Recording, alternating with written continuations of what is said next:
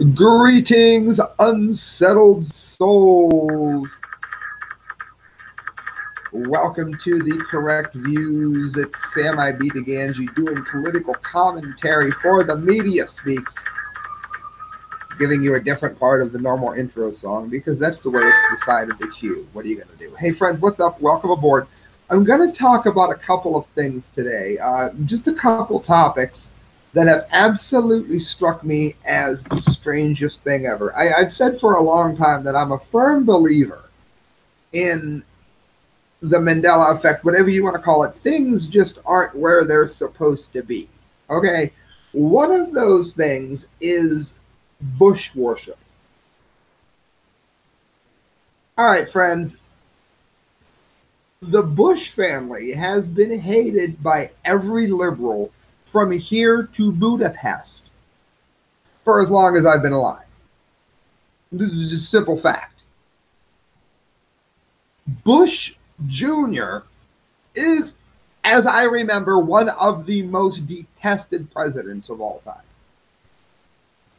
I'm sorry the man died. I don't hope he goes to hell or anything horrible like I've seen online from some people that didn't like him. And he was a leader of my country, and I love my country, and I respect what he did. That said, is anybody with me? George Bush was not a good man. Where is this coming from? There's this constant stream of people that are like Republicans that are freaking out here telling me what in the world. Hello, Rob. No, I'm just up late. I'm DJing again. Rob used to DJ. He knows. Where the Bush worship coming from the right, out of nowhere, because of what? Support for Donald Trump? Donald Trump thinks about as highly as the Bushes as I do, which is pretty low. Second of all, you're going to pretend that he didn't get us stranded in the Middle East since I was a senior in high school. Okay, remember, Ronald Reagan gave us the longest period of peacetime prosperity. You have to put those together. Peacetime prosperity in history. If you don't put this together, it won't be right. It's the longest period of peacetime prosperity, that is non-war and growth, that the United States had ever seen under Ronald Reagan. The moment that Bush took office, we were stranded in the Middle East. Now, again, I admit to this openly, there are two votes that I regret casting in my life for president. One of those was for Bush Jr. I picked him over Kerry, which I don't regret, but I didn't like Michael Bednarik, who was the Libertarian candidate, which is who I normally vote for. I picked Bush Jr. and greatly regret it to this day. It's one of the sins I may have to apologize for face to face with God. I wish I'd never done it. I should have picked Bednarik. Thank you, Rob. Even though I didn't like Bednarik, I should have voted for Bednarik. Does that mean I'm happy that Bush died? No. My point is, the other vote that I regret is his father. Now, I kind of get forgiven for this one. I'm not going to give a great big apology here, because Rob and Mike are both listening. Great, they're as old as I am. Might be a bit older, but we won't go there. When I was growing up, I turned 18 in January. November rolled around. My dad voted Republican. My mom voted Democrat. And my dad's candidates tend to annoy me less than my mother's did. Again, we were coming off the 80s, you have to remember. So I'm saying that I liked Reagan over Mondale. I liked Reagan over Carter. Therefore, I would assume, because I was only 19 years old, that I was also going to be very happy. Oh, no, Clinton, yeah. We'll get to that in a minute. I had a comment here that almost made me die. I didn't know which way to go. So I finally picked Bush. I did not know what a libertarian was at that time. I didn't completely understand what an independent was, and I probably would have cast my vote for the libertarian looking back at it.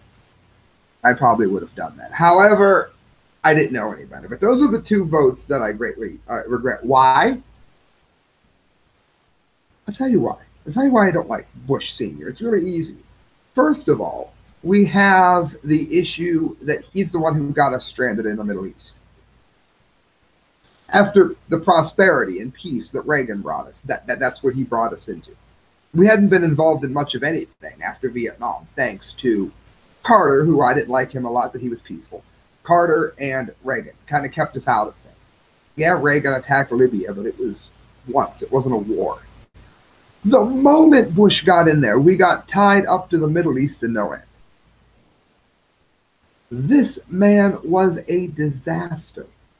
The reason that the Republicans didn't get a vote from anybody under the age of 60 for a very long time was because of Newt Gingrich, who has since gotten much smarter than he used to be. He's gotten much more libertarian. At the time he was in office, he was terrible. Gingrich and the whole neocon movement that came with Bush. And this hasn't been completely proven, but there are some people that think he knew about the assassination attempt on Ronald Reagan. Now, you can take that or leave it, either way. But the point is, what made H.W. such a wonderful person that everyone's going out of their way to talk about what a great person he was? I'm sorry, friends. I'm not happy he died. I'm not happy when anybody dies. I'm not happy that he perished. But I'm not joining you on this one, friends. I'm just not. I'm not doing it. I got a comment. Clinton was the best president since Reagan. I respectfully disagree. Clinton did well because he happened to be president during the boom of the internet. I would argue that the monkey from it was B.J. McCabe and My Best Friend Bear. What was that TV show? That monkey could have probably had a great economy at the birth of the internet. Not a big Clinton fan, but I understand that a lot of people are. That's fine. No offense to anyone. Not, me personally, no. The other thing I want to go on to is what's going on in France. And I was going to call up a bunch of sources. There are 10 million sources. Look what's going on in France. If you don't know, then I have no idea where your head's been. I can give it to you in a nutshell, though, because that's why you probably tuned in.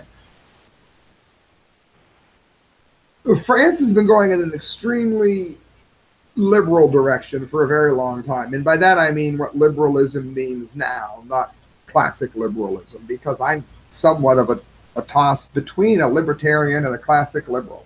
I really am. But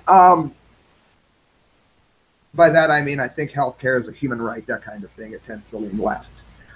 That said, France is going in the liberal direction, as in Bernie Sanders, Nancy Pelosi, hang yourself kind of liberal.